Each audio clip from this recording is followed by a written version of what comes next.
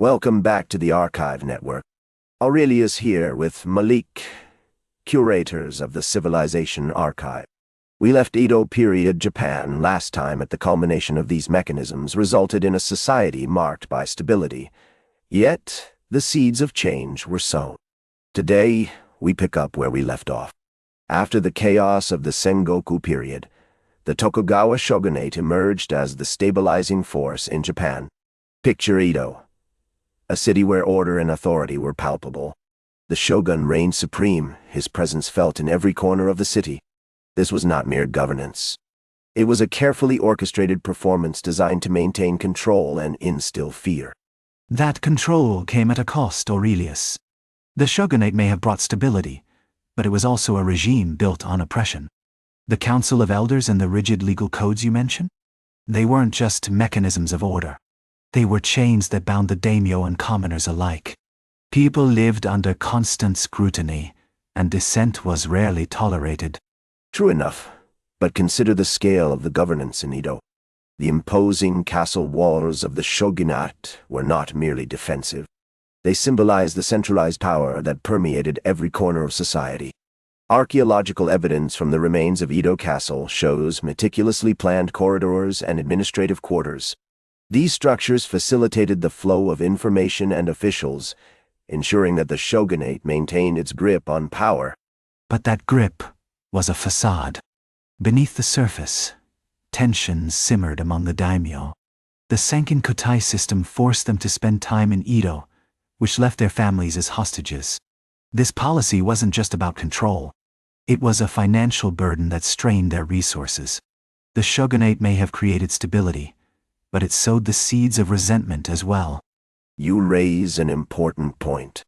However, the shogunate's legal codes, such as the Buke-Shohado, were crucial in maintaining order.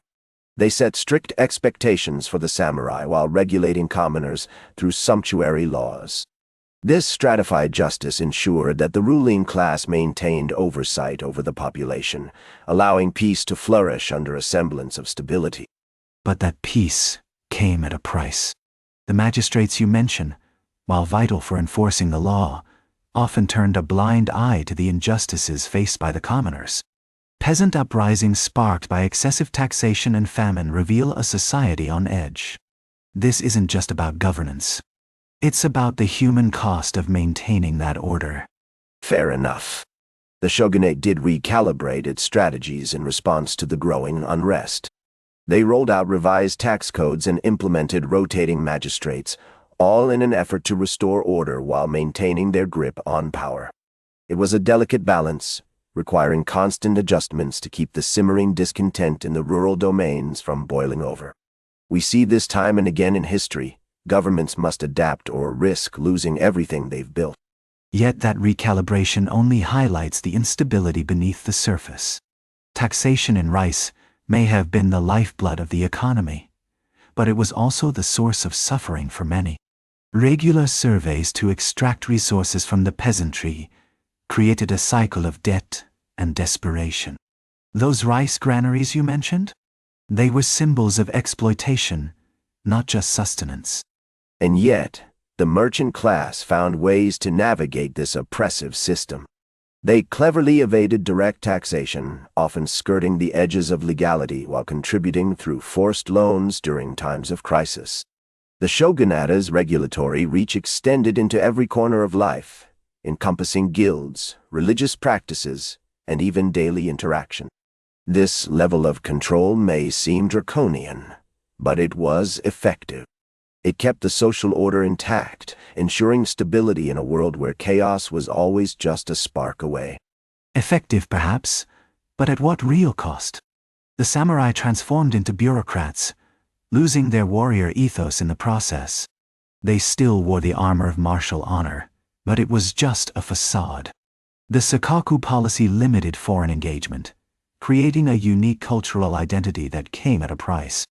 It stifled innovation and adaptation, leaving the people trapped. This isolation wasn't just a strategy. It was a deep-seated symptom of fear and insecurity that affected countless lives. Consider the irony. The shogunate's isolation kept external influences at bay while cultivating a distinct cultural identity. This approach aimed to preserve peace, yet it also set the stage for internal strife. The very stability they sought was often undermined by the inflexibility of their systems. We see this pattern repeatedly in history.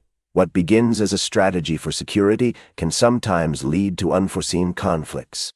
It's a reminder that control can breed its own chaos. Exactly.